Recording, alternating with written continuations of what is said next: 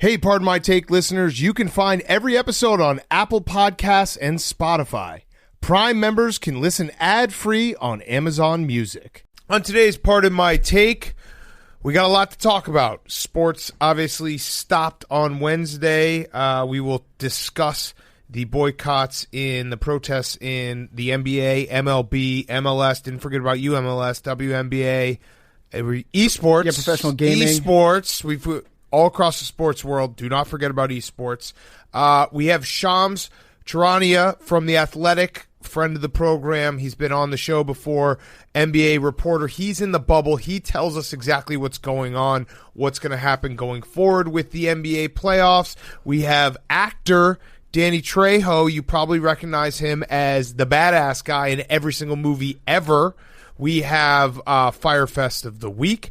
We have documentary review of Big Ben's Bigger Than Ben, episode 1. And also I bought a lottery machine. So we've got a lot to get to. Before we do all of that, Pardon My Take is brought to you by the Cash App. Not only is it the easiest place to send money to your friends, it's the safest. It is the #1 social distancing app in the world. The Cash App is the best app, period. Download it right now. You can link it straight to your bank account. You can send money to your friends, family, whoever you want to send money to. You can do it with the Cash App, and it is super, super easy. And they're all over social media. They're on Twitch. They're on Instagram. They're on Twitter. They're everywhere. Billy got $500 for free last week just by replying with his cash tag. The only way you can get money, though, is if you have the Cash App and you have a cash tag and you drop that cash tag. That's the only way. So when you download the Cash App, enter the referral code BARSTOW, you get $10 for free. $10 to the ASPCA. Hank just yawned so loud. Hank is, it's 9 o'clock. He's yawning. It's not late. He's yawning like once every 90 seconds. Yeah. Let him live. Okay. Download the Cash App. Use code BARSTOW. You get $10 for free, $10 to ASPCA. Download the Cash App from the App Store, Google Play Store today, and get involved with the Cash App. Okay, let's go.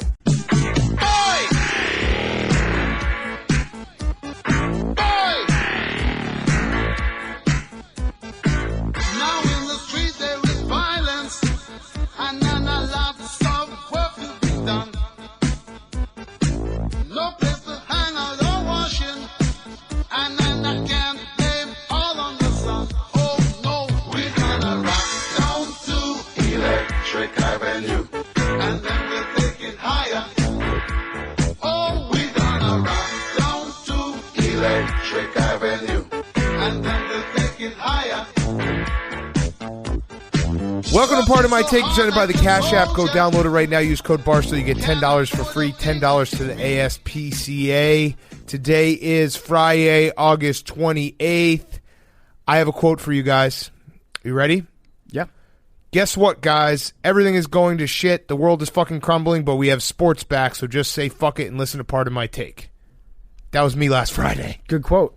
Jinx Cat. Sports are back. Sports are no longer back. It is sports week. Sports are coming back maybe Friday. Maybe Saturday. But yeah, yesterday was a big day in terms of no sports. It caught us all by surprise. Everybody was expecting the Bucks and the Magic to play. The Magic had their buses lined up to leave. They were going to Turks and Caicos. They were excited to get the hell out of the bubble and go and get their asses kicked by the Bucks, and then the Bucks didn't show up on the court. And then everything kind of dominoed from there. Yes. And the NBA went on strike. It was a crazy day. It felt like a historic day. I did say that on Twitter. Obviously, there were the cynics that were like, nothing's going to change. And I get that. We can talk about that in a minute. But I don't remember a day when all the sports just stopped in protest. The last time this happened was a preseason game. The Celtics, Bill Russell decided to boycott a game back, I think it was like the 70s. But it was a preseason game. Right. So, like, this is it's a bubble game, which feels a little bit different, but it's definitely the first time that this has ever happened. Also, Andrew Luck last year. True. For the whole 2019 season. Yeah, the Magic were very surprised when that happened. What were you going to say? 1961. 1961. All right, so obviously this show, everyone knows this show is lighthearted in nature. We don't usually get into serious topics, but this is a topic that is very, very heavy in the sports world. I guess, simply put, I'll always support the right to protest in this country.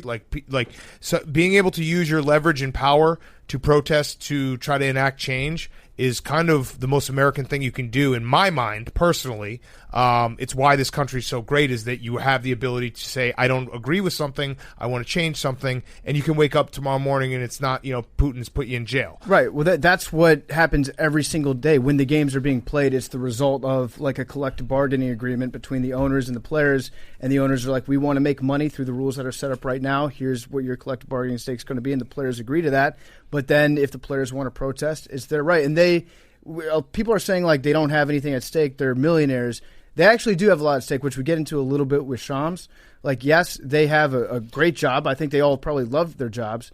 But they are putting it on the line, not only in terms of their reputation, but also future earnings if the salary cap does go down because of the actions that they take. Yep. So, they have some skin in the game, too. And I said this online yesterday. Maybe I can clarify it a little bit. But there are a lot of people who just want to watch sports, and I totally understand that. Yep. Sports is an outlet. It's an escape for a lot of people. I get that. It's an escape for me all the time. Yes. I fucking love sports, okay? We have that approach for the most part on this show. Yeah. We treat sports as an escape. Yes, it's an escape, and it's a wonderful escape, and it kicks ass, and it's awesome. But there are a lot of people that say, they're the kind of shut up and dribble crowd. Like, I want to be entertained. Don't mix politics with sports, that sort of thing.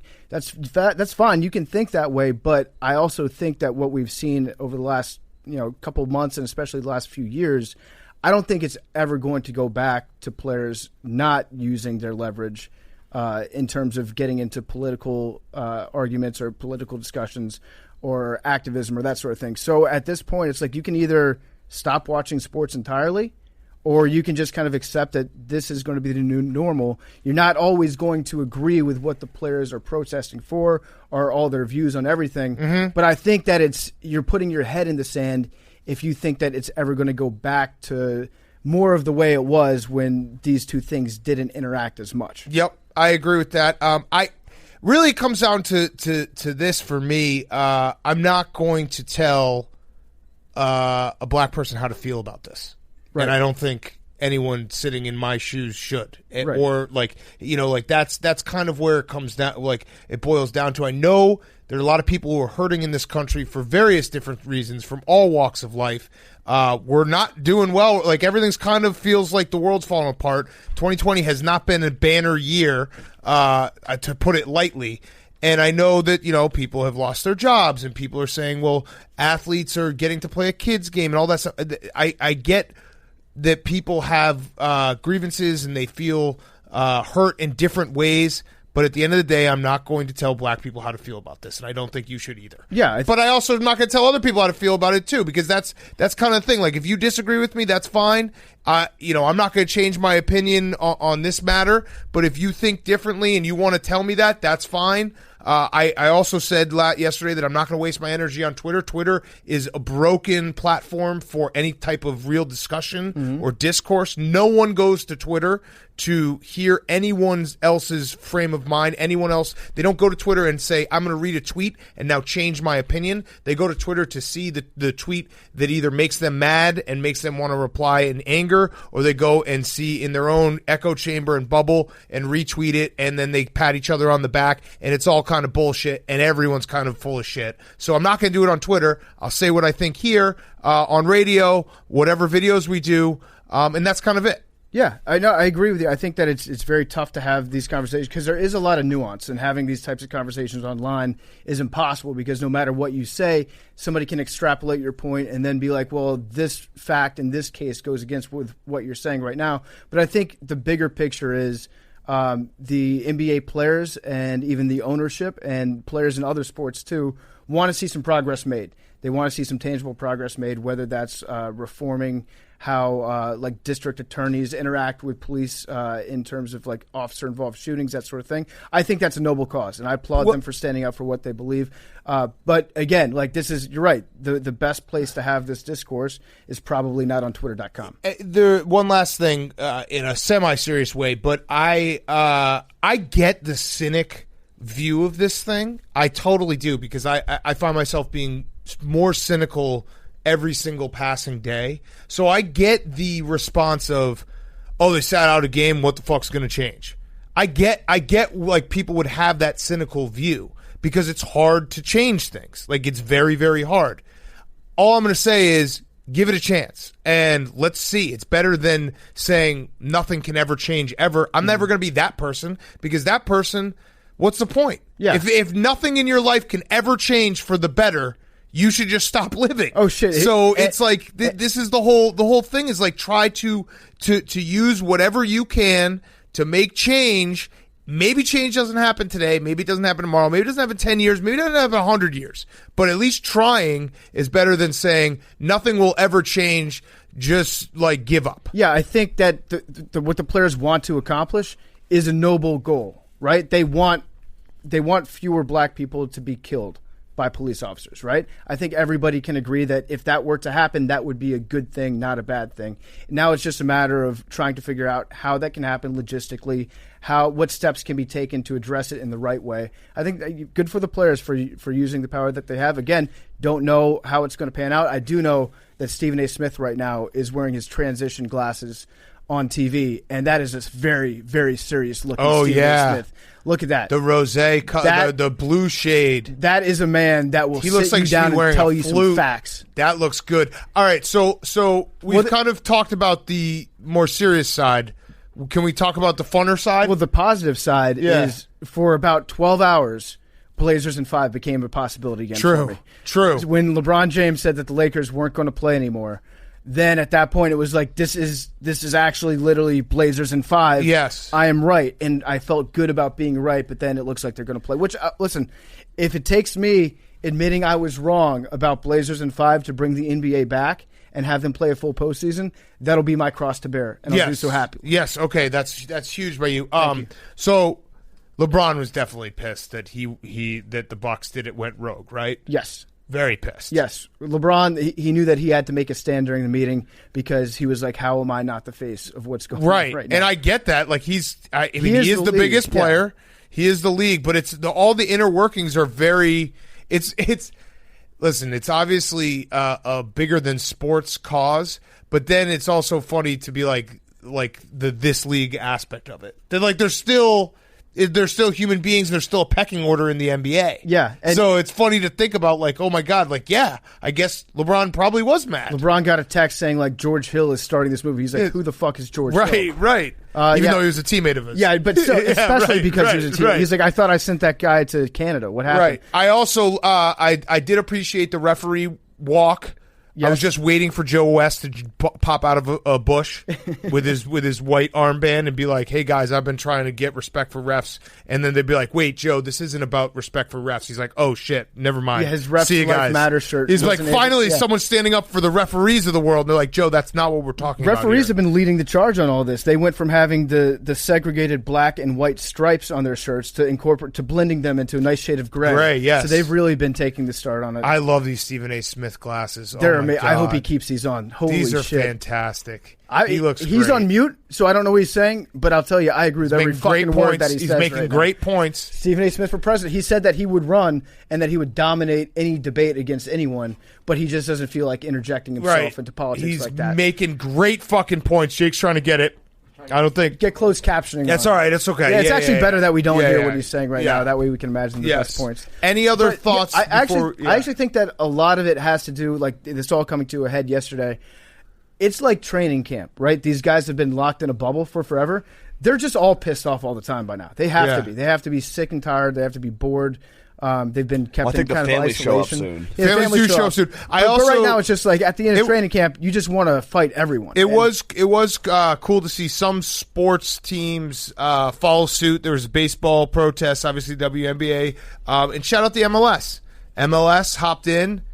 I didn't even know they were back, but now I do. That was a good yawn. Hank's giving you a little yawning. treat. Of how are you so tired? It's 9 o'clock. All it took was Big Cat just mentioning MLS, and Hank instinctively, boom. You slept in the car for an hour on the way back from where we were interviewing. We have Kevin Love coming on Monday. It's a fucking awesome interview. It was like a 3-hour drive, and I'm like a child when I'm in a moving vehicle for more than an hour. I fall asleep, and as you guys know, once I get woken up, I'm just pissed off and like want to go back to sleep. So are you tired right now? I just need like a Red Bull. I just need like a Red Bull or something. You know what? Whenever Hank gets grumpy, let's just put him in the back of your car, Big Cat, and just drive him around the block until he falls asleep. Were you gonna? No, it's okay. You don't have to. Oh, good job, Billy Billy. almost got up. He did He did the when someone's doing the dishes, like, "Oh, can I help?" Right as they were finished. Also, shout out to the Cubs yesterday. Jason Hayward was like, "I'm not going to play, but you guys go ahead and play." Yes, and his teammates were like, "Okay, cool." Yeah, well, Dexter Fowler too with the Cardinals. Dexter Fowler with the Throw Cardinals. It's like I said earlier. It's like if your girlfriend or wife is like, "No, I'm just feeling tired. You go out though, have fun with the boys," and you're like, "Hell yeah! All right, see you later. Let's see you at 4 a.m., babe. Yeah, I'm coming back drunk as fuck." Yes. So crazy day. I do think it's going to be a day that we'll remember because it's never happened. Like we said, not for a very long. Hank, you asked me to fucking talk about social justice, dude, and you're just yawning in my backswing. You guys asked me to. Forget it. Hank you asked me to. Forget it. Hank thinks that the NBA should kick the Bucks, the Raptors, the Heat. Who else out? That's fine. Kick That's the Sixers enough. out too, anyways, right? Just for the hell of it. Next year. So yeah, it'll and kick the Lakers out, right? And the Clippers. And that I would imagine. Wait, the Clippers, probably the Rockets. The Lakers don't want to be there anyway. Clippers so. said. I would imagine Playoff P was like, "Yo, I just got good in the playoffs. Yeah, like we can't stop this now, please." Right? Oh, Hank. Hank's about to. He's fighting. He fought that off with his eyes. Hank just closed his eyes and wished. Good job. All right, so we're going to talk to Shams a little bit more about it in a minute. But let's do some Firefest. We still have the Big Ben episode, documentary review coming up. That's going to be great. But let's do a Firefest. Before we do that, PFD. This whole thing is coming off the rails. PFD, you have an ad. I do. I want to talk to you about 3Chi. We love 3Chi here at Part of My Take. We love them. It's the leader in hemp-derived cannabinoid products. They sell a wide range of hemp products, including CBD, CBN, CBG, and CBC vapes, lotions, and tinctures. All their products are formulated by biochemists. They're made in the USA with USA-grown hemp. Their products are the strongest hemp products on the market because they use more cannabinoids than just CBD to help you achieve the effects that you're looking for, including CBN, CBC, and CBG. 3Chi has products designed specifically to calm you, help you focus, make you happy, help you sleep, and soothe aches and pains. Go to 3chi.com. That's the number 3, CHI.com. That's how you feel if you take a 3Chi gummy. You'll just be yawning like Hank and sleeping like... You'll be like Hank in the backseat of a car on your couch with 3Chi. Go to 3chi.com. Shop for their CBD, CBG, CBN, tinctures, vapes, and lotions. Plus, we're going to knock 5% off your order. All you have to do is use the promo code PMT at checkout. You have to be 18 to purchase. Go to 3Chi. That's the number 3, CHI.com. Use promo code PMT at checkout. Get 5% off. Breaking news. Breaking news. This is a big one, folks. Report. All Big Ten athletic directors are finally in agreement and asking Commissioner Kevin Warren to revisit fall football season, including Michigan and Michigan State, per source. This is per Ari Abraham's report. Sir Yacht's back, baby. Sir Yacht is Fuck back. off. Fuck off. Sir Yacht. Wait, do you have alerts set up for Sir Yacht? No, I just got tagged in one being like, "Look who's back," and I read it and I was like, "No, not a." Oh, it's making a lot of sense. This is all he has to do is like once a week pop up with this report. Just keep himself relevant. I'm ready to get hurt again. God, I'm ready to get hurt again. I want football. So this bad. guy. You know, there's people that are listening to this that think like, "Oh shit." Like, they probably listened live, and then they thought you were being serious for a second. Well, I'll explain it. Sir, you know it. Sir Yacht is a choose-your-own-adventure source. He's wrong all the time, 100% of the time. He pretty much makes it up. But if you want to live in a fantasy land like I do, listen to Sir Yacht, and you know, ignorance is bliss in this respect. I do love the fact that like twice a week the Big Ten comes back from the yes.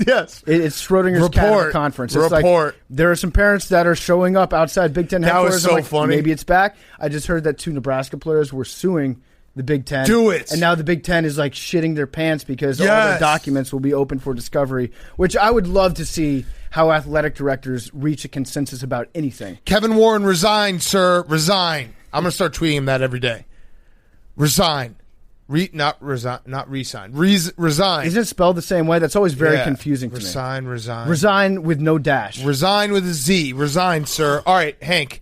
My Firefest is your fucking yawns. I can't stop yawning. That's one of my Firefests. My second one is, so we all got hooked up with these PCs and ZXT PCs. They're like state-of-the-art, nice, really nice pieces of equipment. But in my apartment, like where I play video games or whatever, you obviously need to run internet into the PC, but where my Wi-Fi router is on the exact opposite side of where Already zoned out.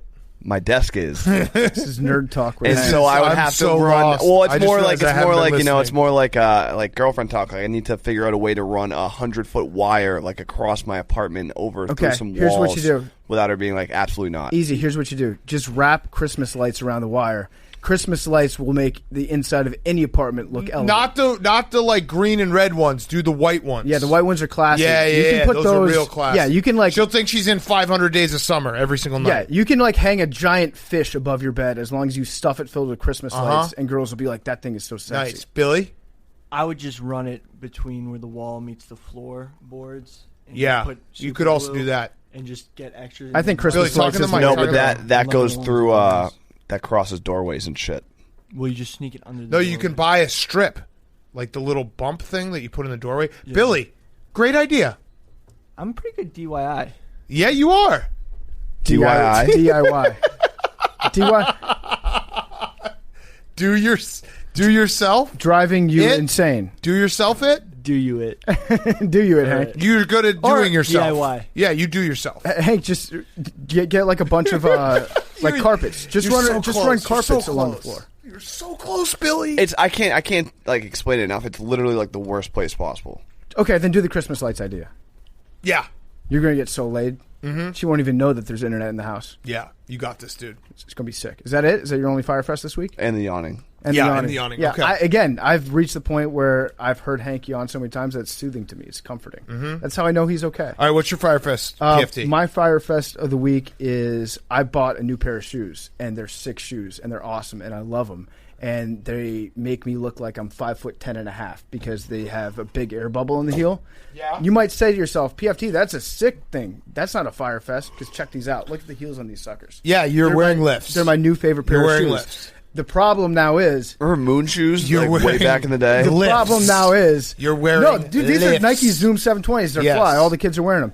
But my problem is now I can't wear any other pair of shoes because I'm going to feel short as fuck in a normal pair of shoes. So I'm basically stuck in these until I die. Yes, that does happen when you start wearing lifts. Yeah, it's going to be like, you know how people at their funerals that have wigs, they like snatch their wig off, and everyone's like, "Oh, holy shit, this guy was bald the whole time." Dude. like people are going to they're going to pry these shoes off my feet when I'm 85 years old or however in my casket, and they'll be like, "Damn, this was a short king." Yeah. R.I.P. You know what? I'll make sure that they stay on your feet in your casket. Thank you, I appreciate Yeah, it. I'll stand guard. You're in charge. Yeah, Don't touch the feet, I want sir. somebody. Yeah, nobody touch the feet. That means you, Billy's OnlyFans subscribers. Yes. I want somebody to guard my grave, like the unknown soldier. Yes. where you shift spots. all I the like time. that. I'm in. By the way, for some reason, the Twitch chat has decided to tell me that I have a receding hairline. I do not think I have a receding hairline. But here's what the Twitch chat doesn't realize. I want to be bald. Because if I were bald... You won't shave it?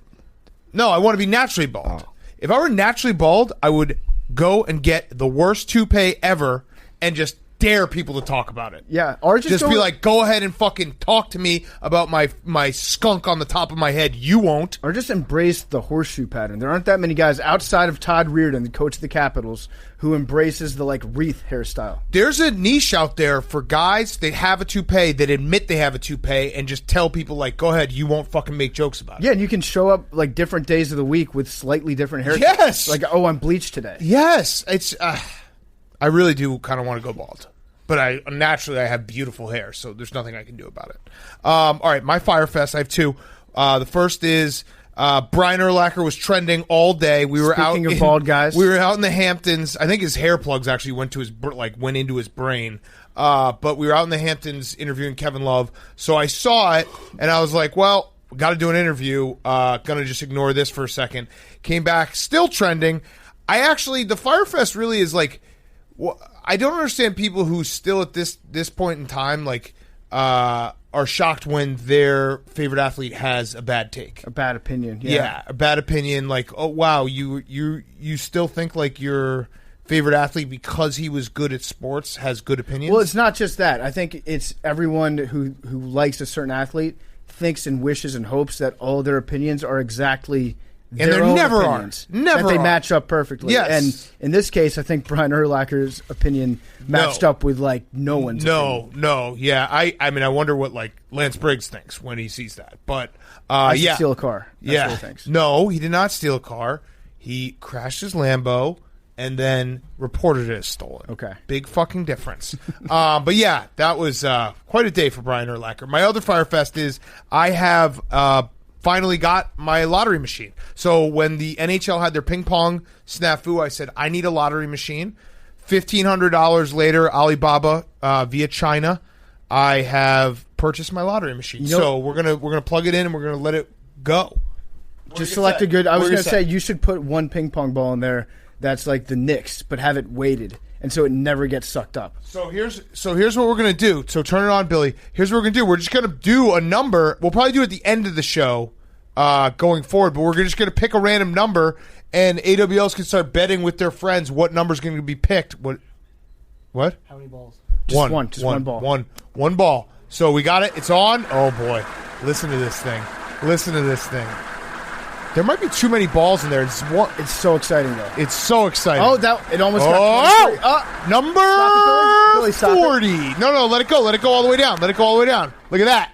Number 40. Number 40. Mike Allstott. Number 40. Jordan So 40. if you had number 40, which on a game that we didn't announce until right now, you win. There you go. But yeah, we'll do maybe while Billy does his speech at the end with Take On Me, I'll pick a random number. So start betting with your friends. I don't know how you would bet it. If you're listening to the show together, then start betting now for the first time. Also, yes. Do one more. Do three, but like Keno numbers. Yeah, do one more. Put All them in right. Keno. Yeah, do three. It's fucking exhilarating, dude. This is like the greatest day of my life. Go Smash ahead. it, Billy. Yeah, hit three. Smash it. Hit three. Hey-ho! Here we go. Welcome to the Part of My Take lottery number. Check your tickets, folks. We have 3 drawings tonight for number 90. I can't read the bottoms. Is that 60? 96. If you have number 96, check your card, number 96. We have the second number about to be picked. The second number, Lucky Lotto, 83. 96, 83. What will we have last? Will we have the Powerball number? Powerball numbers are single digit. That means you're double winner. Double winner with the Powerball number. Will we have a Powerball here on Pardon My Takes Lottery? The last number, 84. 84. So 96, 83, and 84. Wow, that's kind of crazy. That's nice. Yeah, so if your birthday is... I guess there's no birthday that No. matches that. So you'll have to keep listening to see if your birthday is drawn on Part of My Take. If we draw your birthday on Part of My Take, let us know. We'll send you something. Do one more. This is fucking awesome. You ask a question, PFT. Odds and evens. Odds, yes. Evens, no. Pick a number between 1 and 100. Let's see what this lotto machine can do. Odds, yes. I did it. It did it. No. It said no. No, it said 94. no. It said no. The answer is no. It will not. Number between no, 1 it and will 100. not. No, that was the last one I ever 84. picked.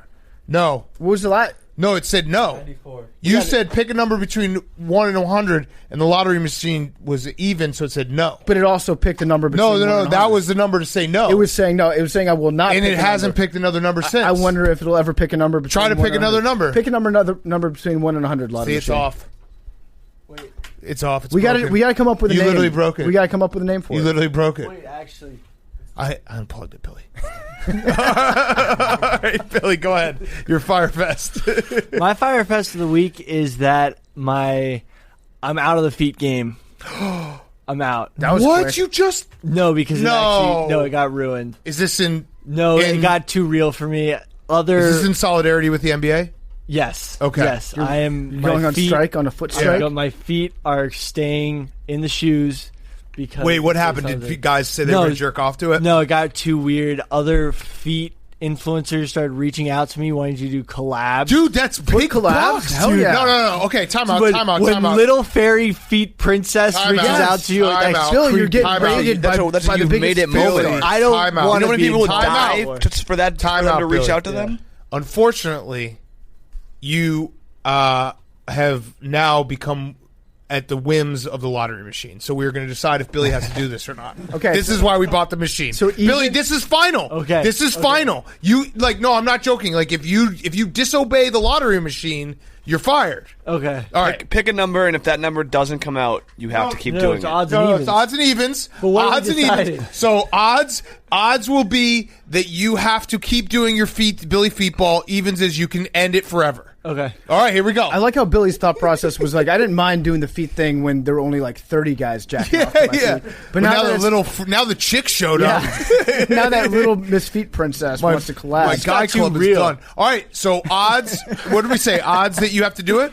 Yeah. Odds. Odds you have to do it. Evens you can stop. Okay. All right, hit it. 1.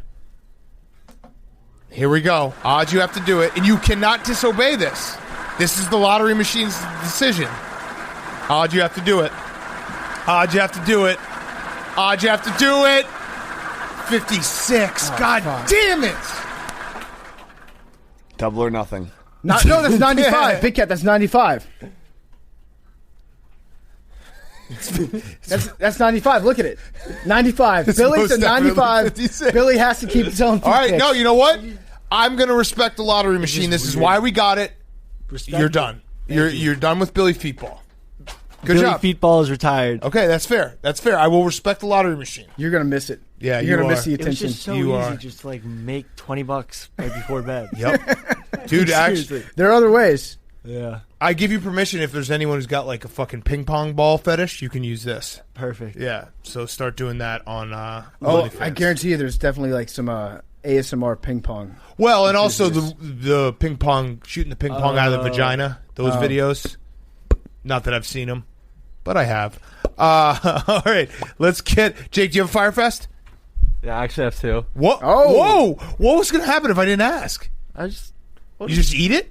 yeah. You just go home and go to bed have with... them prepared just in case I'm called on. It's better to be over-prepared than under-preprered. Yeah. That's the most Jake Marsh thing ever. big-time Yeah. journalist answer right there. Okay, So, go ahead. Wait, Jake, how many Firefests have you just swallowed and gone home with? Are Do you have a list of them? Yeah, No, I are you don't like have a going to list. bed with just Firefest in your brain? No, well, here's the thing. The last time you guys asked me, I talked about the dry cleaning thing. Yeah. And that was a few weeks old, so Yeah. it was in my back pocket. Okay, all right, Yeah. okay. So first, we were in here until like 1:30 in the morning doing sporkles the other day, and I couldn't figure out the Kansas City Royals were an MLB team, so that's just my fault for not. The pressure got to me. Yeah, that was bad, Jake. To be fair, they're somewhat forgettable. Yeah, but I gave you the hint that Yeah, they had that's on one. me. It was pressure. You had one empty spot on AL Central. I said they've won a World Series in the last 10 years, and you still couldn't get it's my fault. That hand was up. bad. That was Second, I had a dream the other day that the college basketball season continued and Vermont beat Hartford 119-82. We clinched our ticket to the dance. Then I woke up and I got sad because March Madness didn't happen. It's not a dream. That's a premonition. There's a big difference between the two. So when they play against each other, bet your entire mortgage on Vermont. Right, but I won't be there, so it'll be a little. Are they going to play against each other? Do they schedule each other? I mean, they're Vermont and Hartford. It's the conference. Oh, the title conference game. finals. It's the conference title game. So the first time they play against each other, next all right. year. Yeah. Odds are going to be Vermont. Evens are going to be Hartford. Go ahead, Billy. Odds are Vermont. Evens are Hartford. Hartford hasn't beat them in 3 years. Just shut up and trust the lottery machine, will you? Odds are, what did I say? Odds are Vermont? Odds are Vermont. Odds are evens are Vermont. Hartford. Evens are Hartford.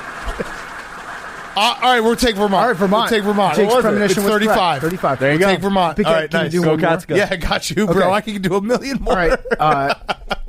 Even LeBron, odd MJ. Okay. For 23 and 6. Oh. Yeah.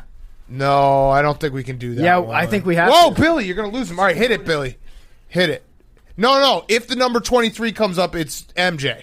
Yes, odds are MJ. Yeah. No, just number 23. And then whatever LeBron's number is. Was it 6 now? Does LeBron wear 23? Oh, Yeah. that's a coincidence. Weird. Odds, MJ? Odds are MJ. Evens are LeBron. I don't like this. No, I don't like this. No, Odds LeBron. the game. No, Well, it broke. No, it broke. It yeah. broke again. It broke again. The machine All right, let's was get to our it was ad. assembled in China. No, it broke. Yeah, it broke again. It's no, because it broke. It's just stopped. Not for the official staff? No, yeah, it totally broke. All right, before we get to Shams, football is coming back, and that means Sundays are back. Why only watch one Sunday out of market game when you can watch all of them? Catch it all with NFLSundayTicket.tv. And good news, NFL fans, DirecTV has expanded the service. If you live in an apartment or big city where DirecTV service is not available, you can now get NFL Sunday Ticket without a satellite. To see if you're eligible, go online to NFLSundayTicket.tv and stream every NFL Sunday Ticket game this season to follow your favorite team no matter where you live. You can also stream from all your favorite devices, Xbox One, PlayStation 4, Apple TV, Roku, Chromecast, Samsung, Smart TV, laptops, smartphones, tablets.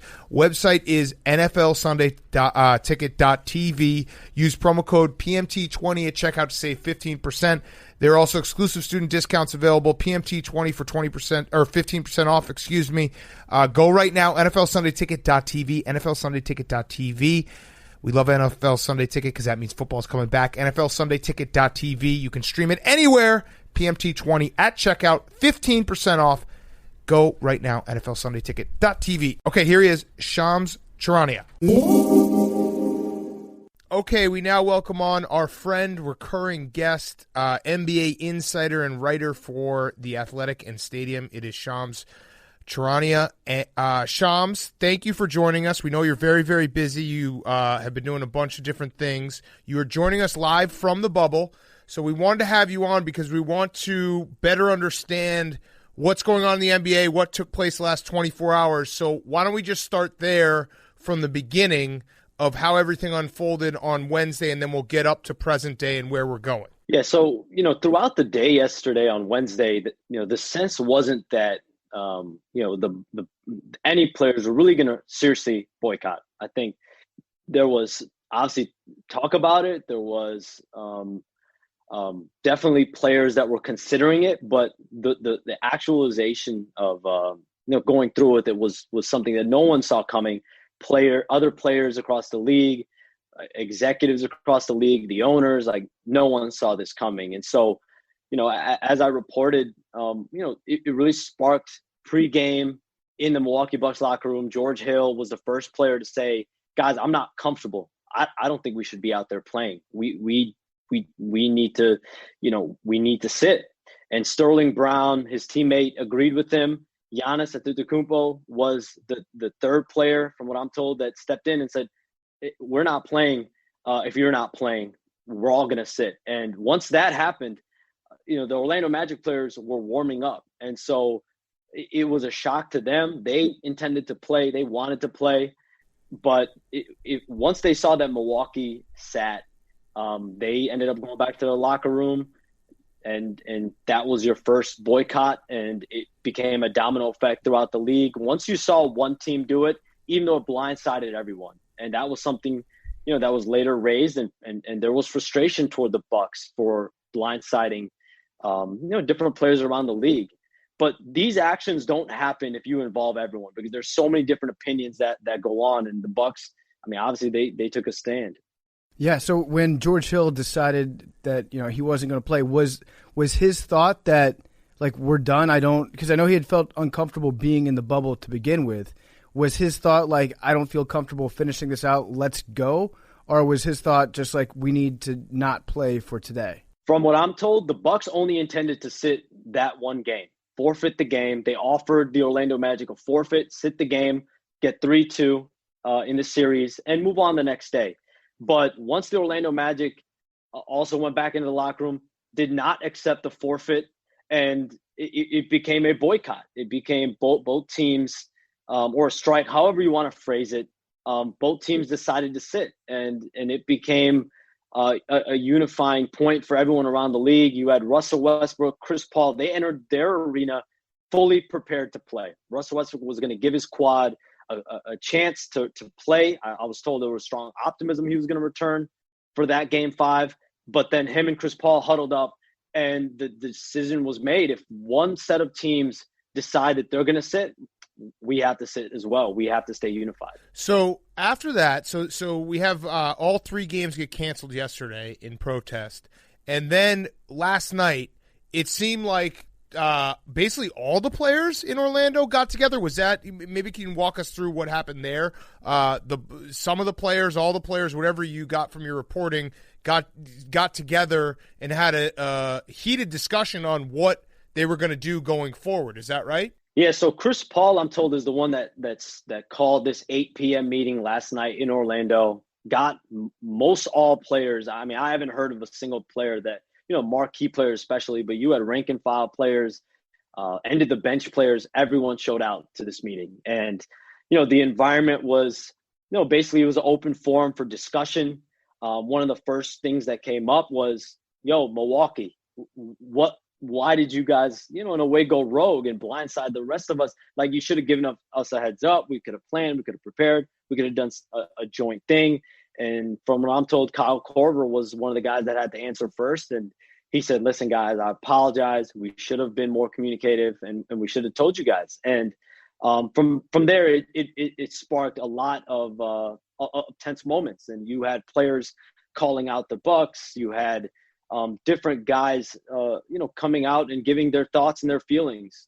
Players, LeBron James and a couple other guys challenging ownership and feeling that the owners across the league aren't doing enough, are not being proactive enough, and are just being reactive. They want owners to take a stand and take steps and really create change, not just, talk verbally or throw financial commitments around. So when LeBron James, I guess the reporting I've read that he was one of the ones that was not in favor of continuing this postseason as it's going right now. When him and I guess the Clippers were the others, when it became apparent that there might be an issue going forward for those two teams, did all the other teams say, well, I guess we might just not play? Or was there talk amongst the other teams of like, maybe we will move forward without the LA teams? It was like this weird reversal situation where I think the Clippers and Lakers expected that everyone around the league I think everyone around the Lakers and the Clippers expected that all the other teams would also sit and would vote to sit, and they would all be unified. But once the votes came in,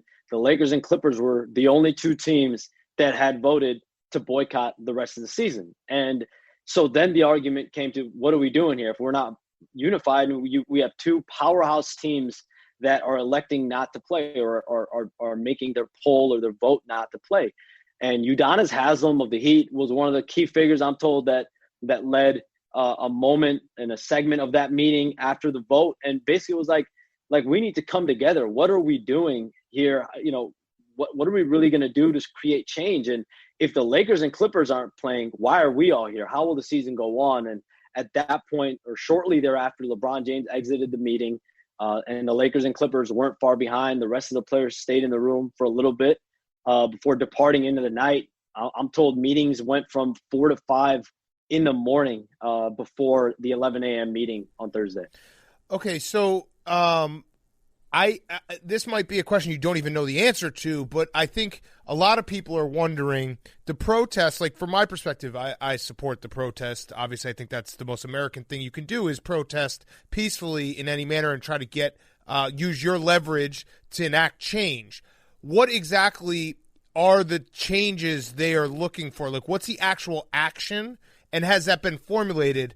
Because obviously it was a crazy day, a day that probably will end up being historical because we've never seen anything like this in sports. But what will be the follow-up? I think that's a lot of people are saying, what's the follow-up? If they're going to start playing again in a couple days, what is going to change? That's a great question. I think in a perfect world, what the players would want is what they feel would be justice for the Breonna Taylors and Jacob Blakes of the world.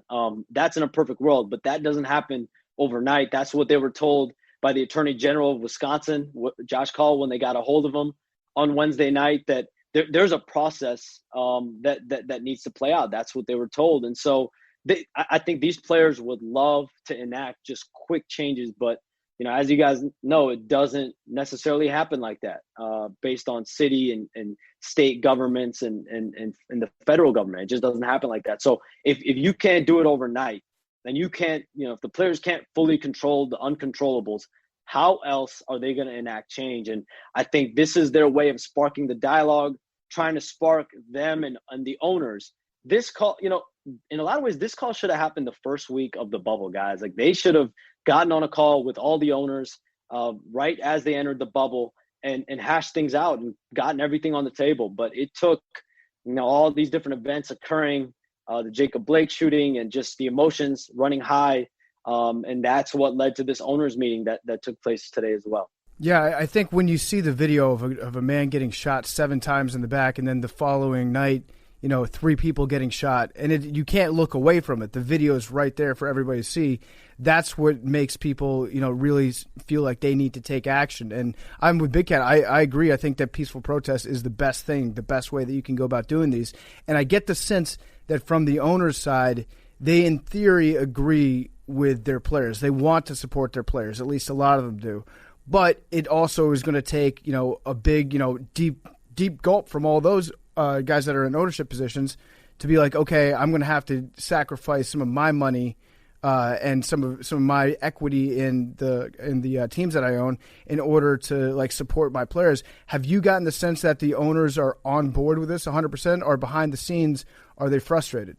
Even if a couple are frustrated, at the end of the day, I think Adam Silver and the majority of owners do want to work hand in hand with the players. And, that's what the players challenged the owners about, from my understanding on Thursday, which was, we need you guys to be proactive. Like, you guys can't just take a back seat at every single stop. The owners at different points have wanted the players to kind of take lead on this, right? But it should be a joint initiative, according to the players, and that's what they expressed to the owners, to the league office today. The owners created a $300 million fund to help empower Black communities, and that is something that the league has never done. I can't remember any pro sports league that has created a fund of that amount of money from the owners of that organization. But I think the players want change. They want to see action, and you have all these different owners. Michael Jordan, I'm told, has been very instrumental behind the scenes. Steve Ballmer, I'm told, of the Clippers, he was a guy that was very vocal on this owners call, just trying to find ways to help. And I think at the end of the day, the owners understand where the players are coming from for the most part and want to help. Where's Adam Silver in all this? He obviously was blindsided, but is he just we got to figure out how to get your grievances heard, or is it we got to figure out a way to get everyone playing again? I mean, listen, from a business standpoint, I think both sides, players and the league office, everyone understands how important it is to play games. So that's for sure. But I think, Adam Silver's always been pretty, informative, pretty vocal with the players, pretty accessible to the players. He had a hour-plus phone call with the players on early in May, and he really was very, very inclusive to the players on the process. And you don't hear a commissioner get on a call for over an hour and really break everything down the way Adam Silver did. So I think overall he's trying to be as inclusive to the players as possible. But again, these are players who day to day, their feelings, their different moods, it's changing every day. Are the players under advisement from anybody that's kind of looking forward in the future? Because right now, as emotions are high and, there are certain goals that they want to accomplish, goals that I think are important and necessary for them to take a look at. But there's impacts that could happen, unforeseen consequences that kind of domino from a decision like stopping these playoffs entirely, whether that be the salary cap in the future or something like that could economically affect, maybe not the biggest superstars in the league as much, but some of the other guys who might not be paid as much money moving forward. Do they have somebody that is communicating with them, kind of advising them on what those consequences might be and how they're going to play out should they choose to do things like go on strike? Yeah, no question. I mean, you've had guys like CJ McCollum. He's been very vocal for the last really couple months trying to explain to players the financial losses that they could occur if they sit the entire season. You're looking at 10% plus pay cut losses. And Michelle Roberts was also on the call on Wednesday night, also on Thursday. And what she's explained to the players is all of you guys are going to incur a loss for this season, but these are losses we anticipate. If you guys don't play, the losses are going to be far greater, and the negotiations for the collective bargaining agreement, which are slowly but surely, trying to progress here, those are going to be a lot more difficult. And either way, no one is really fully, how do I say this? I think for the first time, Michelle Roberts vocalized the possibility of a lockout to the players and really expressing to them that I can't rule that out if you guys play or don't play, but here are the ramifications for if you don't play. It just becomes, it's just a practical matter. It becomes harder to negotiate the CBA. Right. All right. So Shams, I've seen you everywhere in the last 24 hours. You've been crushing it. I know you're on very, very little sleep, and we appreciate your time. My last question is, when do you, we're sitting here right now, we're taping this Thursday night. When do you think that games will resume, if they will resume, I should put it that way? And if they do resume, do you think that we're going to see the finality of the playoffs? Is it going to play out? Where's kind of everyone's head at right now with that? Yeah, my sense is, the games will either begin Friday or Saturday. It's seeming more and more like Saturday because, you want to give maybe these guys one more day of self-care and really practice for some of these teams. Some of these teams haven't even gone back into practice, Orlando, Milwaukee. They haven't practiced. They didn't practice today. They had this meeting. And so I think that could become important as well for these guys, for these teams. I think now that they've gotten past this major hurdle, that the playoffs finish up. But guys, you guys know how fluid this is. Yeah. So I don't know if I'm betting anything. Yeah. One last thing for me. Was there any sense from some of the Magic players that, they were ready, bags packed, ready to go? They were anticipating losing in 5 against the Bucks, and then they got blindsided by this, and they were like, Jesus, we just wanted to leave the bubble. PFT, man. I think that's – I don't know how obvious that is or isn't. I don't know.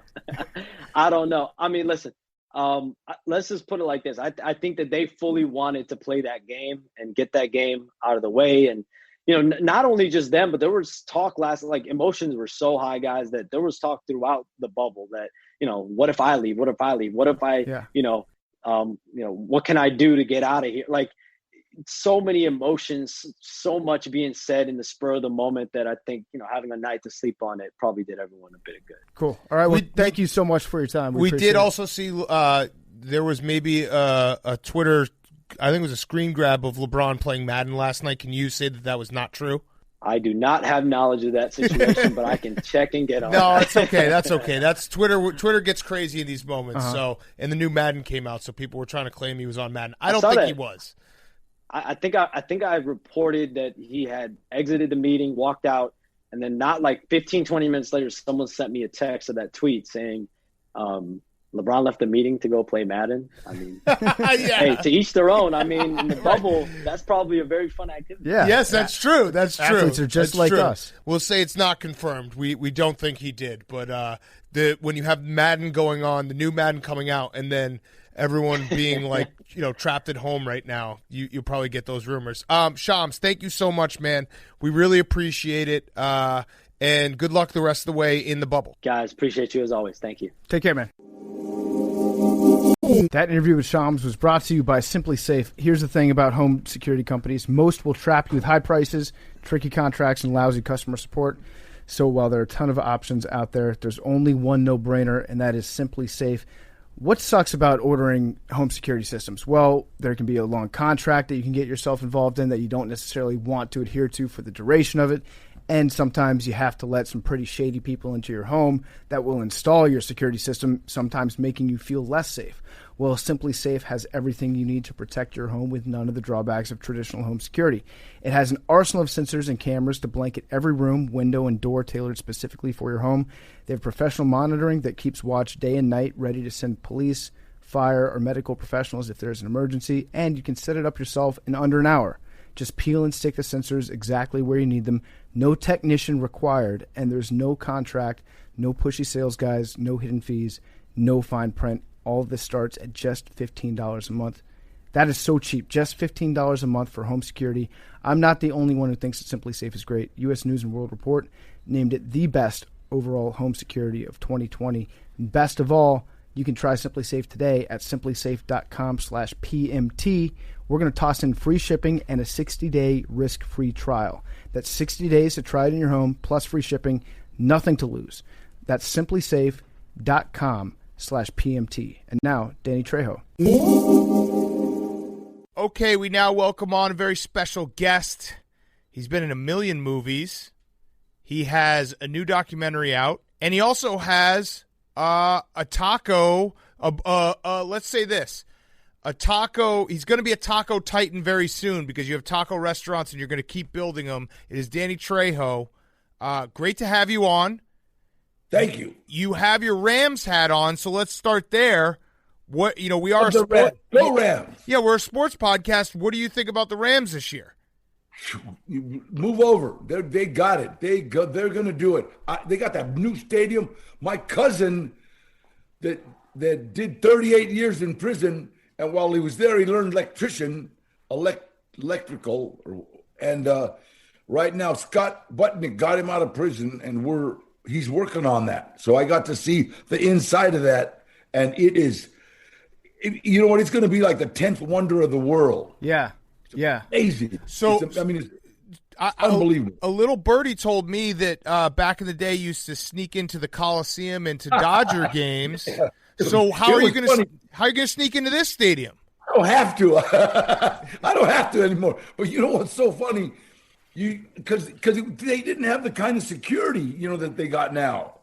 You could just stand by a bathroom and wait till a family walked by and just walk in with that family, and they would kind of like, oh, good, they adopted a little Mexican kid, and you just go and walk in with them. Now it's like kind of like you get cavity searched and stuff. Yeah, unless you have that one security guard from that meme that just like taps everybody on the side and lets them in. Yes, but yeah, you're right. Now it's like they brought electronics into the whole situation. You have to scan your ticket, all that stuff. So you're excited for the Rams season, obviously. You think that Sean McVay is going to get back on the right track. I love You think that maybe last year was just a little hiccup for him?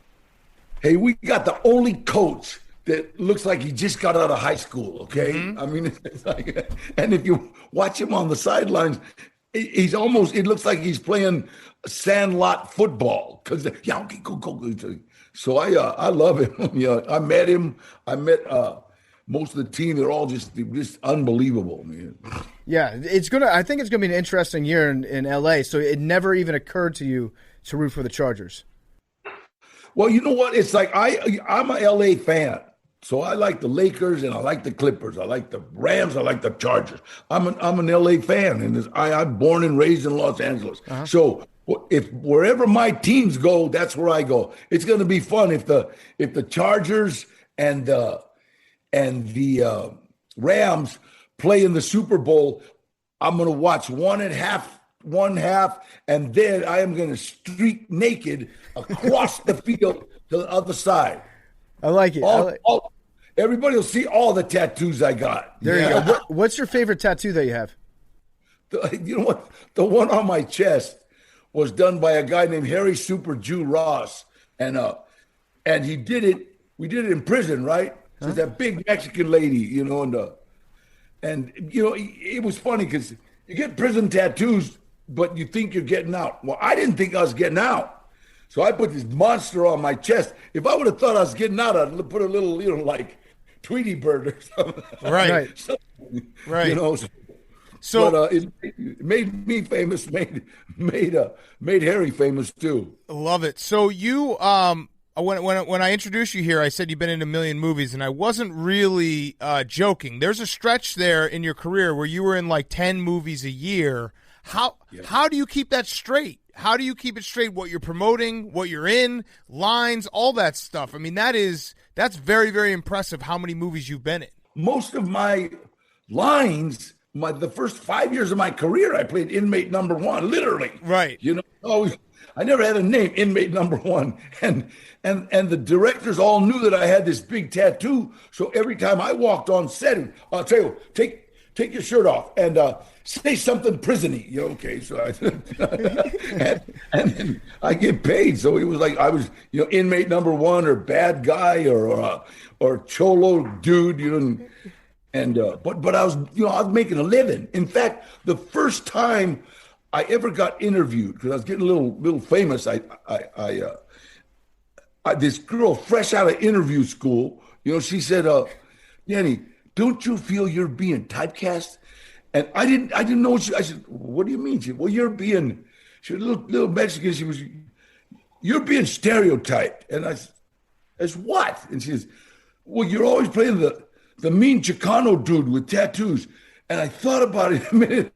I lifted up my shirt. I said, hey, lady, I am the mean Chicano dude with tattoos. So, they got it right. They don't got Marky Wahlberg playing a Mexican. It's true. Right. I'm looking through your career here, and especially from like 1995 until 2001, you went on a run of action movies that I don't think will ever be replicated. I don't think that anybody will be able to put together this resume. You were in Desperado, Heat, From Dusk Till Dawn, Anaconda, Con Air, and then Inferno, then Reindeer Games, and then Hard Right Turn Spy Kids. So Spy Kids was a little change of pace for you, I would imagine. Was that like a challenge? Spy Kids let me be in any airport in the world and hear, Mommy, look, the man from Spy Kids in 45 different languages. Yeah. They watched that all over the world. Yes. And from the time I did From Dusk to Dawn, I've been sleeping with Selma Hayek. Okay? Oh, there you go. Nice pillow there. Uh-huh. I like it. So when you were in prison, and like we said, there's a new documentary out about Danny Trejo's life. Yeah. When you were in prison, you were in San Quentin, and you were a champion boxer in prison. Yeah. Was there a moment where you're like, I am the baddest dude in the world? Because, no. I would imagine winning a boxing championship in prison just makes you the baddest guy in the world. Let me tell you something. It was funny because I was walking around with this friend of mine. We're walking the yard, right? And we're talking about our goals in life. And my goal was to be, just lightweight champion, And I said, my goal, to be lightweight champion at San Quentin. And this guy, stupid little shit, I'd like to stab him. He said, oh, you don't got a very high goal. What are you talking about? That was as high as my mind could think. You get to a place to where that's your world. I couldn't think of boxing on the streets. I just thought about my whole life ambition was to be lightweight champion of San Quentin, and I ended up lightweight and welterweight champion. There you go. So you surpassed that goal. Hold on. Shout out, JJ and Jocelyn just got married in Deadwood, South Dakota, the Adams house, and they were all wearing masks. Wait, what was that? Where did you get that shout out from? What did you just read that from? JJ, they just sent it to me from on the phone. They just sent it to me from South Dakota. JJ, that's Chubby. That's my mechanic's son. They got it. I thought you just like randomly do shout outs all day. You just get it. You just get it and you shout it out. Hey, let me tell you something. I watched this kid raise up from like a year old, and right now he's an unbelievable mechanic. If you are ever in Silmar, Los Angeles, California, hey, that's your mechanic. Okay, yeah, we've been through a couple times driving an old van. Yes. I actually wish that we had that name a couple years ago. Yes. Like last year in Grit Week would have been nice. Hey, let me tell you something. I have a 65 Buick Riviera. I have a 56 Chevy Bel Air. They keep them things running beautifully, man. All right. So let's back up to, your prison life. You end up becoming a champion boxer. You get out. You become a boxing instructor to somebody on a movie. And then was it the director that noticed you and was like, hey, I want to put you in the background here? You know what happened? What happened? I was a drug counselor, and I'm making $180 a week before taxes, and I'm trying to do this extra stuff, and they give you extra $50 cash. All right, they pay you, and any cash in the 80s was good, So I got $50 cash. We go. I get a call from one of the guys I was working with, working as a drug counselor, one of my kids. And he says, Danny, check out the agency. The agency that we were working with sent us to this movie called Runaway Train. And I I go on this movie and I run into a friend of mine named Eddie Bunker, but I didn't really recognize him. He looked when the producer said, "Take off your shirt." Not the producer, the first AD. Take off your shirt, and he sees the tattoo, and so I'm standing there without a shirt, and I'm going to be like the cholo guy again with no shirt. And this guy comes up and says, "Hey, you're Danny Trejo," and I go, "Yeah," and I said, "You're Eddie Bunker," and he says, "Danny, I saw you win the lightweight and the welterweight title up in San Quentin." I go, "Yeah, Bunko." And this guy was unbelievably famous in prison because he knew how to write writs. You know, a writ will get you out of jail. And he knew it has to be grammatically correct and in the language of the court. And so he would make money. The guy come out a millionaire out of the joint from writing writs. And he said, "What are you doing here?" And I said, "I'm making $50. What do you think?" And he goes, "Are you still boxing?" I said, No, I don't get hit in the face no more. And he said, "We need somebody to train one of the actors how to box." He adapted the screenplay. You know, he's a writer. And I said, "What's it pay?" And he said, $320 a day. And I said, "How bad you want this guy beat up, Holmes?" No, I thought, I thought come on. I wasn't making $320 a week. Right. And he's $320 a day. I said, I couldn't understand. I said, how bad you want him beat up and how many days you want me to beat him up? You know what I mean? And he goes, no, you got to be careful. This actor's really high strung, Danny. He might sock you. I said, "Eddie, for $320, give him a stick. Are you crazy? I've been beat up for free. Beat me up for $320. And they already had somebody cast to box Eric in this movie. And I started training him. And then when the two guys, Eric and Eric's as pretty as his sister, okay? And the other guy, I called him the Antonio Banderas Spanish. You know, he was real good-looking kid, slender, and kind of guy you would want for your cell partner if you were doing a lot of time in prison. And so's Eric, you know. And so it didn't look good, and Andre didn't like it. So they picked me to fight Eric because it was a contrast. Right.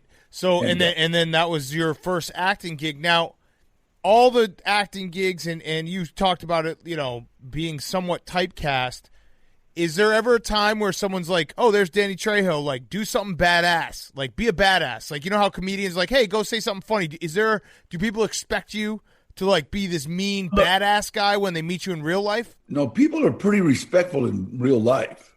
You know, I mean, I wouldn't run up to a guy with that on his chest and ask him to do something silly. You know? Yeah, that's true. That's a very good point. It's a natural very good deterrent. Point. Yes. But people go like, I'll mug for the camera anytime. I love taking pictures and signing autographs because it's such a beautiful way to make somebody's day. Just for people have said, "God, you made our vacation," and so and I'll just like mug for the camera or let them act like they're choking me or something. Yeah. Okay. So you can like flip that switch because you're a really nice guy and you look really happy, like a really positive person. Do you have a switch that you can flip to just immediately get back into that mode? A director said that. I was doing a movie with Mickey Rourke, and I killed about 9 people in the first 20 minutes of this movie. And then I'm running up the steps, and they told me this girl was a stunt girl, so slap her or something. So I'm running up the step. I got a rifle. Bam! It looked like I hit her with a rifle, and she fell down. But then the director said, "Cut!" And I went over and I started playing with my kids immediately. And so I can go back to being that guy in prison that has a look that says, "Look, I'll kill you, and then I'm going to go kill the guy that dry cleans your clothes." So I can do that, but I got to get out of there really quick because it's a sickening feeling. Yeah. Do you have a number of people that you've killed in movies? Is there like a tally? No, but I've died more than anybody in the film industry. I got the record. Okay. So everybody says, "Hey, how come you always die?" I said, "Because I love going to the bank. That's why." Yeah. Do you know how many times you've died? No, but I think wait. I think they said 63 deaths. That's a lot. God, that's crazy. Who's the best actor you've worked with? Oh God, I love Robert De Niro. I you know what? I swear to God, man, he is unbelievable to watch. Because when we first did Heat, come on, Heat actually pushed me into another category of actors. Because you got Robert De Niro, I'll be your Huckleberry. Val Kilmer, Al Pacino, John Boy. That's the top of the list. And I'm working with them, and it was like that pushed my stock up a little. You know what I mean? And to watch De Niro, go, hey, you, shit, that's the guy, man. Yeah, he is one of America's greatest actors. Yeah. What about Con Air? What about Nick Cage? How was he on set? Nick is cool, man. Con Air was a weird movie. They got all the wannabe tough guys in Hollywood and put them on the same plane. Yeah. So it was funny because somebody would spit, then somebody would spit further. It would turn into everything turned into a competition. Yeah. Alpha energy. Yeah. And there was people don't know it, but God, I always forget his name. Cusack. People don't realize it.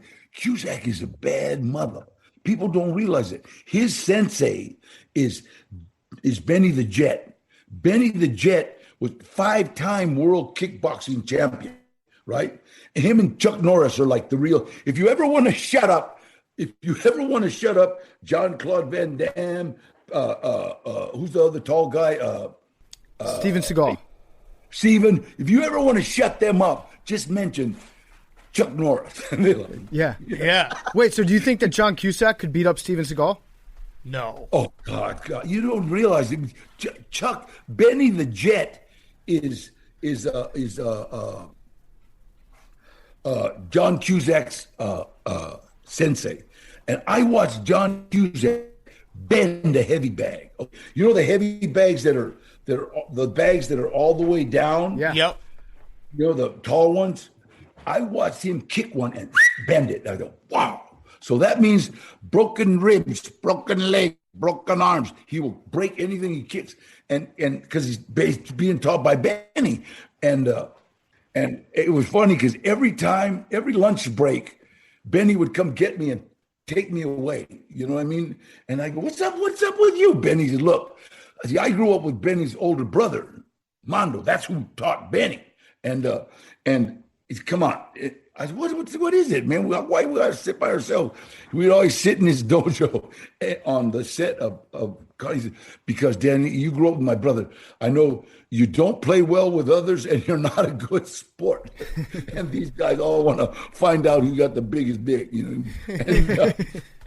And it was funny because we were all sitting around one day and they were all, talking about this and mine's this big and mine. And Nicolas Cage out of the clear blue sky said, you know what? Only one of you suckers I'd be scared to meet in the dark alleys, Trejo. And I'm off by myself. I look at him like, why me? You know what I mean? Nicolas Cage definitely has alpha energy. I just looked it up. You do have the record. You've died 65 times. Yeah. That's as of February 2020. I'm sure you've probably done well, I guess with the pandemic, you probably haven't done that many movies, but I'm sure you got 10 new movies coming out. I died a couple of times in February. Yeah, right. You just keep dying. Yeah. 65 times, that is the record. What is the secret to dying? Let me tell you something. My death scene in Heat was one of the best scenes of that. It was unbelievable. They marked it as one of the best scenes. And I remember asking, me and Robert De Niro were sitting there, and he goes, Danny, how are you going to play this? And I said, I don't know, Bob. What do you think? And he says, I think you're almost dead. I think you're dead, but you just have enough to ask me to beg you to kill me. Kill you. And for a split second, when he said, "What do you think?" I want to say, "Nah, Bob, I don't see it that way." But Bob didn't. You know what? But yeah, that's what I was thinking. I did it that way, and I followed his advice, and Man, I swear to God, we had Michael Mann crying on that death scene. Yeah, it's a great scene, and it's a great movie. Absolutely. Do you have dogs? Lots of them. Well, I got 8 dogs. Yeah. Do you ever do the thing where you pretend to die in front of your dogs and see if they'll come over and like try to wake you up? You know what? Let me tell you something. I got one dog that if you have an empty leg, he's going to try to hump you. Okay? I got 3 other dogs that lick the hell out of you. You know what I mean? So it's like, yeah, I love dogs. So last year you saved a baby from an overturned car, and you made some headlines. And I love the quote you had. You said, "Everything good that has happened to me has happened as a result of helping someone else." And that's kind of a cool way to look at, life, because what you're basically, I mean, you could speak to it, but like every circumstance you've been into, and we talked about your start as an actor, is helping someone else out. And that then leads to something bigger. So are you just walking around being like, how can I help? How can I get my karma points? Absolutely. Every one of my friends has thermal underwear and socks. Anybody that I call a friend has thermal underwear and socks in the trunk of their car because they pass them out to the homeless. Here. That's awesome. We buy 25 hamburgers every other day and just give it to people. You know what I mean? And because you know what it's like, and I don't. We've been passing out food to the hospitals and stuff from my restaurants. Every week on this pandemic stuff, and it's funny because every time we pass out Pampers to ladies, they'll say, "Do you have Pampers? Do you have Pampers?" And so I bought 150 boxes of Pampers. I didn't know Pampers were that expensive, Holmes. Mm-hmm. Shit, so it broke us. But we would pass out Pampers, and Mario, my assistant, he said, "Danny, you know what happens right now? We go to the joint." I go, "What?" He says, "We'd get a nickname like, 'Hey, Huggies, come here.' Love, brother Loves, come here." I mean, literally, they give you a nickname. It would be like, Pampers or Loves or. Yeah, I mean, that's a great philosophy to have. It's just, it's saying what you put out in this world is going to come right back at you. And I think I've heard about that a lot in Hollywood, that if you are a nice person, you're a hard worker, and you're willing to do, what you're asked at the beginning, that snowballs. And looking at the list of movies you've been in, and shit, how many films overall have you acted in? Do you know? I think they got me at 300. Jesus. Something like that. Starting from absolutely nothing, like starting from no acting career whatsoever, and building your way up. You have to be a good first person. time at like 33 or whatever it was. Yeah, no, 38, I think. 38. Jesus. Let me tell you something. On my resume, it says San Quentin Drama Arts, and me and Eddie Bunker made that up because standing on the yard, like especially if there's going to be a riot, it's come. Everybody knows, and you're standing there. You got 4 inches of steel in your belt, and you're trying to act like you're not scared. You're trying to act like if you get close to me, I'll kill you. And when you hear all inmates return to your cell, recall, mandatory recall, you feel. Oh, thank God! You know how to act relieved. You know what I mean? So Danny, this has been awesome. I have one last question. It's the MeUndies soft question of the day. Go to MeUndies.com/PMT to get 15% off your first purchase. So you have Trejo's Tacos, and you have Trejo's Donuts and Coffee, and Trejo's Cantina. Now, give me your favorite taco. Oh, and a book, Trejo's Tacos. That's awesome.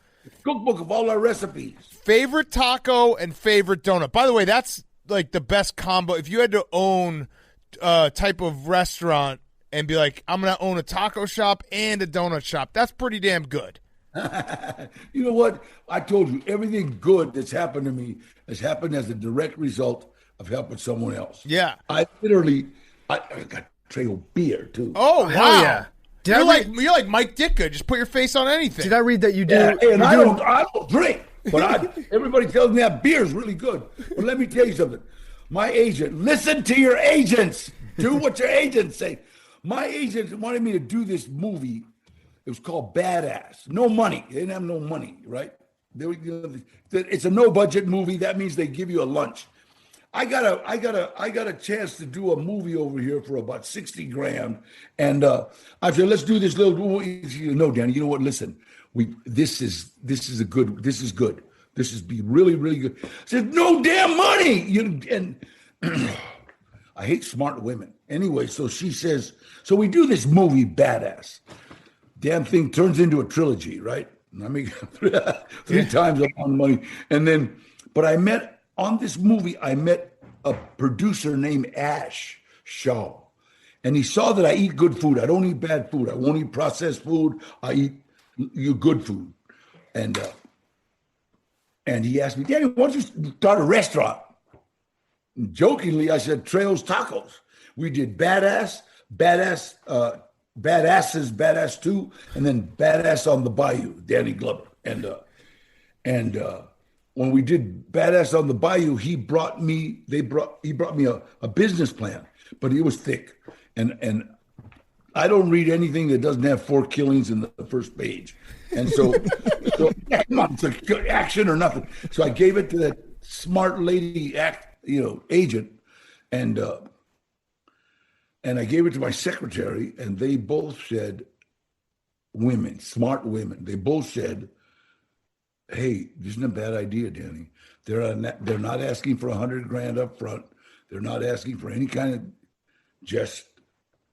Like, okay, so let's do. So I wouldn't be in the restaurant business if it wasn't smart ladies. And anyway, so I got like 7 restaurants right now in a donut shop. We got a restaurant at the airport like the Puck guy, So, hell yeah. That's when you know you made it. When you got the little restaurant and your tacos are like $25 in a restaurant or in an airport. Yeah.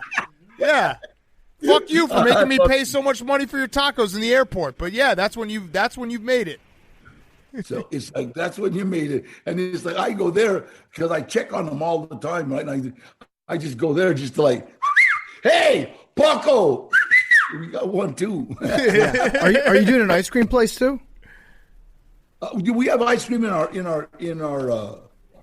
restaurants. Okay, nice. In the donut shop, we have donut ice cream, and it's delicious. Oh hell yeah! Everything that sounds so. But good. let me tell you something. If you go to the donut shop and you order the pineapple fritter, just eat one. If you eat 2, you'll need rehab. Okay, all right. Good heads up. Good heads up. Well, Danny, this has been awesome, man. We really appreciate it. You're welcome back anytime. You want to talk about the Rams this fall, we'll have you on anytime. Oh, Rams, you got it anytime, man. Yeah. God bless you guys. All right. Thanks so much, Danny. man. Thank you, Holmes. Danny Trejo was brought to you by our friends at ZipRecruiter. If you're an employer, you have a lot on your plate, especially right now, but ZipRecruiter can make your hiring process quick. It can make it painless.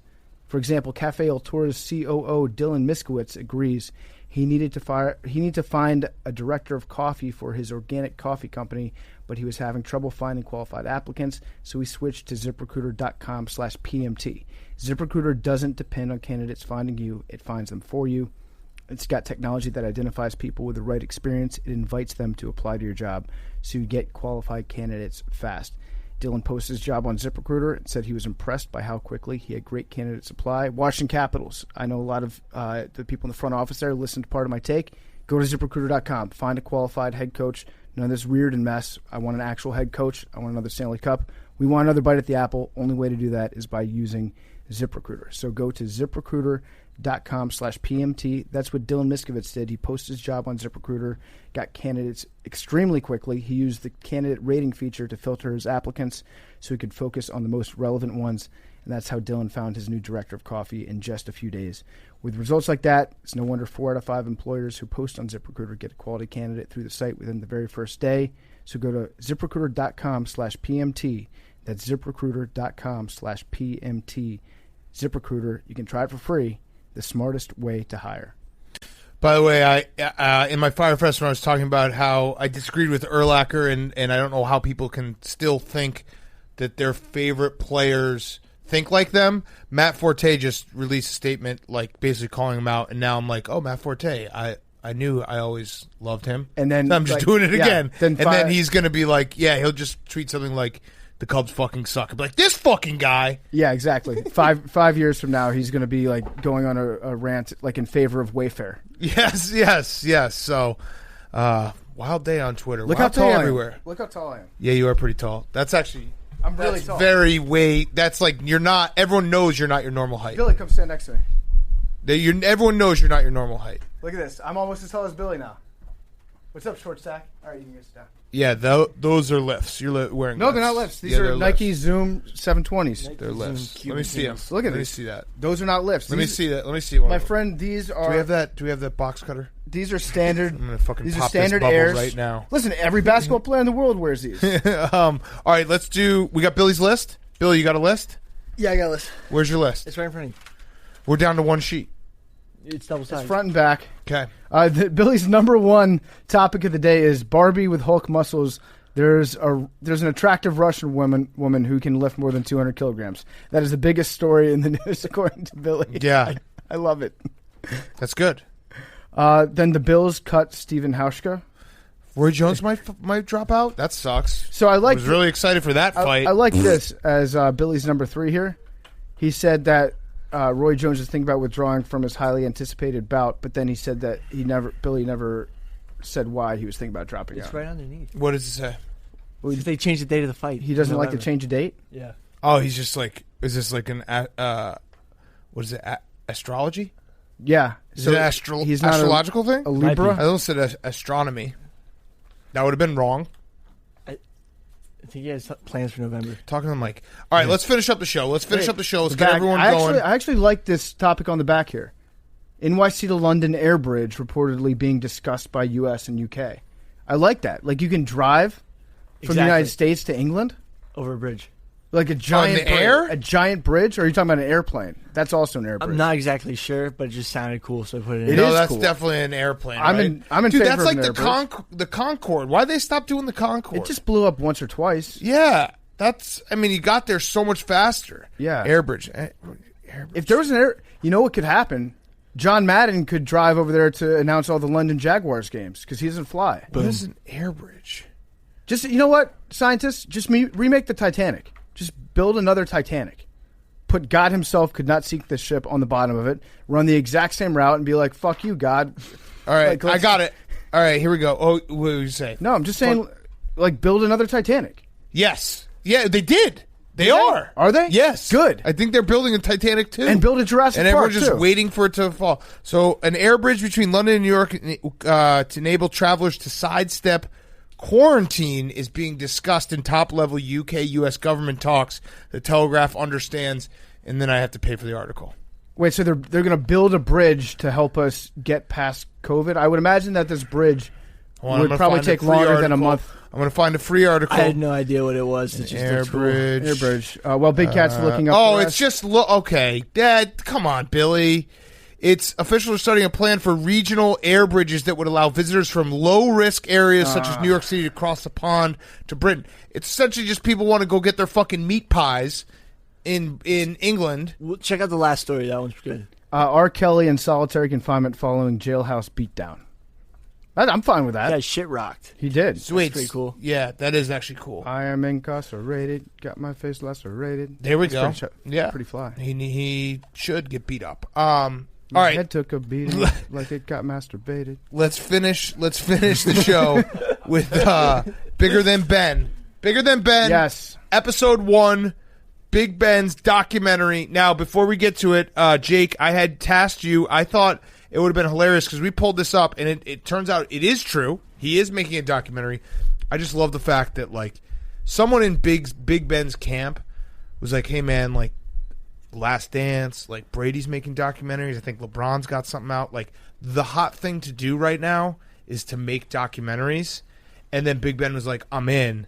And he made a fucking 14-minute YouTube video. And it was basically just a love letter to his wife. Right. I can summarize it for you. He was basically saying, last year was really tough for me. I missed being around my teammates. But fortunately, I gained the best teammate of all. My wife. Yeah, it was all coach speech at the beginning. All right, but I thought it would have been funnier if when we had pulled it up, it was just like a children's cartoon that just showed things that were literally bigger than Ben Roethlisberger. Yes. So I tasked Jake with finding things that are bigger than Ben Roethlisberger and telling us how much bigger. So what do you have? We've got 3. I want someone to cartoonize this. I think there's people who still do that. Give us the bigger than Ben cartoon. The Taiwanese animators, right? 3 height comparisons and 3 weight comparisons. Okay. We'll start with the height. He's 6'5" listed. That's equivalent to 46.75 football fields. Okay, bigger than Ben. 46.5 times bigger than Ben. 1.16 Jose Altuve's. Okay. They go into Ben. That go inside of Ben. And then 226.6 Bens would reach the peak of the Empire State Building. That's it? That's not that many. 226? I think I did the math correct. Now, That's crazy. that would be them standing on each other's heads, not shoulders, right? Correct. Yeah. Okay. Right. Yeah, on top But of that's it. just crazy. That's The very Empire interesting. State Building was around 1,400 feet. 226 times bigger than Times Ben. 226 times 6? That's Yeah, 226 times is bigger than Ben. The Yeah. Empire State You know what? I've always struggled to figure out a way to describe Big Ben's posture, but I think I haven't. The way that he walks around with his head like perfectly upright, he looks like he's balancing another Ben Roethlisberger on the top of his head. Yes, he's like Katie Ledecky. Yeah. Doing the fucking doing the swimmer milk, with yeah. the milkshake. All right, and then what about weight? So obviously they play at Heinz Field. 240 pounds, his listed height. The same as 92 bottles of 20-ounce bottles of Heinz ketchup. So he's 92 times bigger than Heinz this is ketchup. His weight. He's the equivalent to 92 Yeah, bottles. but that's not bigger than Ben. right. I've So I confused think myself. I screwed up the whole That's task okay. That's then. okay. the That's same okay. size as Ben. Yeah. These are all same size as Ben. Got it. To be as big as Ben, you would Yeah. need that Yes. much Correct. ketchup. Right. 70.59 Aircast FP walking boots. Okay. Same weight. And then 480 dishes of dynamite shrimp at PF Chang's. So you screwed up the whole weight thing. I mean, I think I screwed up the entirety of the task. No. because the height- Empire State Building's 260 times bigger than Ben. Sure, yeah. You got that? Yeah, I'm Oh, sorry. here comes Billy. waiting in It's the okay wings. to make mistakes, Jake. Sometimes everyone makes. No, seriously, like don't let these guys That's get okay, too hard. Jake. on you. That's okay. Maybe I wasn't clear. I also think that Billy's so mad that we handle Jake messing up so differently than him. No, well, this I'm like, is- hey, this Jake, is that's on Billy. me, dude. And then Billy does one thing wrong. I'm like, Billy, you fucking idiot. I just said like it's okay. this is Billy's way of reminding Jake that he messed up. Yeah, Be like, right. listen, hey Jake, me and you're just like me. yeah, both in the doghouse. Same thing. Samesies. All right. I apologize. No, that's okay. That's okay. Maybe a tweet to make up for it tomorrow. Things that are bigger Yeah. than Ben. Yeah. Okay. I did think it was funny that, like, the way that they were describing his injury when he met with the trainer, and the trainer was like, "Well, Ben, he told me that I have one of two options. You can either not have surgery and not play football again, or you can have surgery and play football again." It's like you just described literally every injury in the history of the NFL. It got so somber. I thought they were going to diagnose Ben with a brain tumor, and he had the trainer. It was great. The trainer and the doctor both giving a quote that was essentially like hey, we need to remind everyone that Ben's the toughest. And the quote was like, yeah, he told me I couldn't go back in. He never tells me I can't go back in. And then it cuts the trainer. He's like, yeah, I never tell him he can't go back in. And then the doctor's like, he played in Cincinnati where he couldn't lift his arm over his head. It was the portion of the bigger than Ben where it's just like, here's how tough Ben is. And just listing everything. But it was a love story to his wife, to his own pain tolerance, I would say. And then also, I didn't understand the beginning when he was talking about all the haters, and it's like, who is really hating Big Ben? I mean, us, but out of love. No, we don't. But we don't say he's We bad. we never say that Big Ben's bad. Who says he's bad? They were battling back from missing the playoffs by a game. Not won even 2 Super Bowls. by half a game. Right. They were a tie away from making the playoffs in Big Ben's last, full season before he got hurt.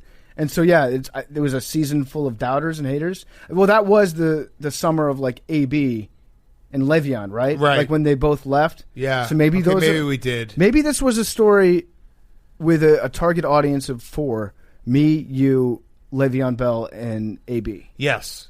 And his wife. His wife. So the ending, oh my God, ready to run through a brick wall. When his wife was like, I talked to Ben and I said, are you secure with your everything you've done? Are you happy with everything you've done in your career? Which was like, insert oh yeah, Ben won Super Bowls and Ben did this. And then Ben replied to me, thank you, which is, how cold are you to your wife that you say that, like, when she's like, hey, are you happy with your career? And he says, thank you. I've processed what you've told me. I'm not done yet. And then Imagine Dragons kicks in.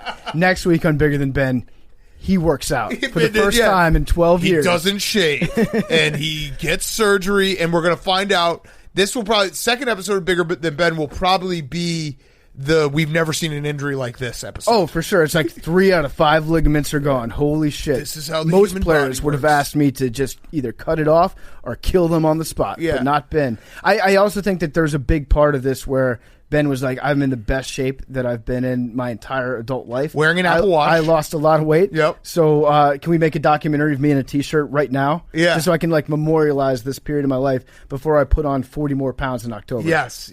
And he will be, like you said earlier, bigger than Ben now. Yes. Yeah. Jake, we need to find out how much bigger than Ben will be in 8 weeks. As soon as he gets a chill in the air for the Stillers. Yeah. All right. They should call this Lard Knocks. Ooh. That would be too mean. Well, no, because he that's lost too a lot mean. of weight. I'm saying it's that's good. Too mean. That's too mean. Lard Knox. Lard That's Knocks. too mean. Ben Roethlisberger. All right. That is our show. Awesome interview with Kevin Love coming on Monday. Awesome interview. We were just out there. We spent like an hour and a half with him. Talked everything. Very open about everything. Also, we might be breaking up with Blake Griffin, but so you have to listen on Monday to find out why. It made me miss doing interviews in person so me much. Too. Should we do one more? Yeah, let's do one more. All right, hit it, Billy. Hank, do you have a question to ask the machine? Ask the machine real quick as we go. Oh, does PFT love the AWLs? Odd is no. That's bullshit. Even is yes. Oh my God, this is Even huge. as yes. Even as I love you. Oh, what is it? Oh, there's 2. 34! I love you guys. The Monday. machine doesn't lie. Confirmed. Billy, do you have any final thoughts Yes. taking us into this weekend? Yes, I do. All right, Hank, cut the No. recording I now. actually have something Cut it planned off. this time. Cut it No. off I actually, now, no. I Hank. actually Cut have it something off now, planned. Hank. I'm going to start this new thing. I'm going to leave you the fun fact I before hit stop every record. before every end of the episode. I'm going to leave you guys with the fun fact. I They used to stopped do recording. this. The largest dromedary camel population is actually in Australia, nowhere in the Middle East. Of course, Asia, the or fun India. fact is about a stupid animal no one gives a fuck about. It's a Billy. fucking camel, bro. There's no people don't think camels in Australia. Wait, Billy. No one cares about animals like you do. What does dromedary mean? It's one hump. Wait, what's the double hump? Bidory? No. All right, we still stop. recording? No. Ew. Well, yes. Are we? Yeah. Yeah. Let me do one more. One more, Hank. One more. And everyone pick a number. 17. Hit it, Billy. Hit it. Everyone pick a number. Quick. Pick a number. 52. 52. 45. I mean, 32. 73. 32. What? 52. What did he say? Someone else? Billy picked 2 numbers. 32. 73. Why'd you 52. change it, Billy? Oh, 98. Wow. 98. Brian Arakpo. Billy loves 45. Now, usually I don't do this, but go ahead on, break them off with a little previews of the remix. Well, remix to ignition, hot and fresh out the kitchen. Mama rolling that body, got every net in tuition. It's been a broken run, I'm like the water drum. It's the freaking weekend with him about to have some fun.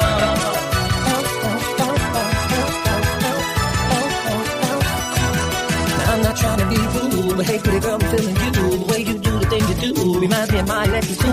That's why I'm all up in your grill, trying to get you to a hotel. You must be a football coach, the way you got me playing the field. So baby, give me that, and let me give you that. Running her hands through my fro, bouncing up on the pole. Ignition, hot and fresh out the kitchen. Mama rolling that body, got every net in tuition. Sipping a broken rum, I'm like the water drum. It's the freaking weekend, baby, I'm about to have some fun. Stop popping in this fresh navigator. He got me everywhere, as if the party indicator. He got colors to my left, colors on my right. We bring them both together, we got you all night. And after the show is the after party. Yeah, after the party is the party. Yeah, I'm about $40 in the lobby. Yeah, take it to your room and can I get a can I get a running her hands through my bro. And I'm in open the door. Mother is a good religion. Hot and fresh out the kitchen. Mama rolling that body, got every hand in the religion. It's been a broken run. I'm like a one drum.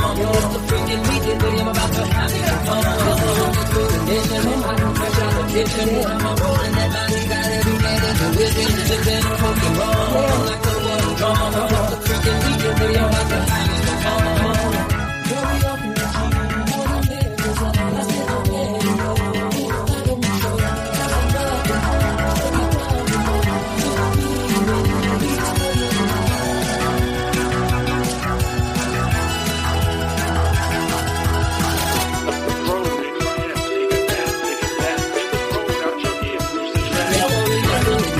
Hot and fresh out the kitchen. I'm a rolling that body, got every man in the within. Zipping and poking wrong. I'm like the water drum. It's the freaking weekend, baby, I'm about to have me some fun.